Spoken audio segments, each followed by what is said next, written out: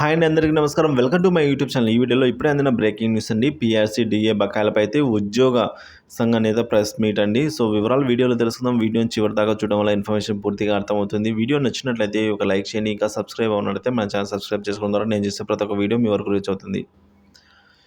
ఉద్యోగులు పెన్షన్ల సమస్యల పరిష్కారానికి ఐక్యతతో ముందుకు వెళ్లాలని అయితే ఉద్యోగ ఉపాధ్యాయుల పెన్షన్ల కార్మిక సంఘాల ఐక్య వేదిక రాష్ట్ర అధ్యక్షుడు కేఆర్ సూర్యనారాయణ విజ్ఞప్తి చేశారు. అనంతపురం జేఎన్టీయూ సమీపంలో ఆర్జేసీ ఫంక్షన్ హాల్లో ఆదివారం జరిగిన సదస్సులో ఆయన మాట్లాడారు. ఉద్యోగులకు సంబంధించి 25,000 కోట్లకు పైగా బకాయిలు ఉన్నాయని అయితే తెలిపారు.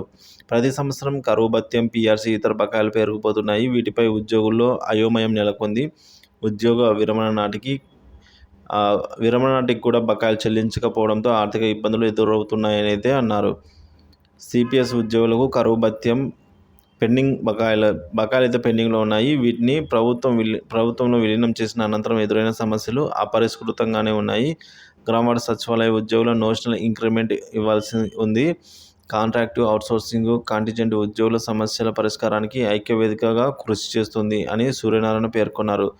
సదస్సులో ఐక్యవేదిక రాష్ట్ర అధ్యక్షుడు కరణం హరికృష్ణ, అలాగే ప్రధాన కార్యదర్శి బాజీ పరాన్ అయితే ఉద్యోగుల ఉపాధ్యాయులు తదితరులు అయితే పాల్గొన్నారండి. సో ఈ విధంగా మొత్తానికి అయితే సూర్యనారాయణ గారు ఏమంటున్నారంటే, ఉద్యోగులకు సంబంధించిన 25,000 కోట్లు పెండింగ్ బకాయిలు ఏవైతే ఉన్నాయో, పీఆర్సీ డిఏ బకాయిలు ముఖ్యంగా వీటిని అయితే త్వరగా చెల్లించాలని అయితే కోరడం జరిగింది.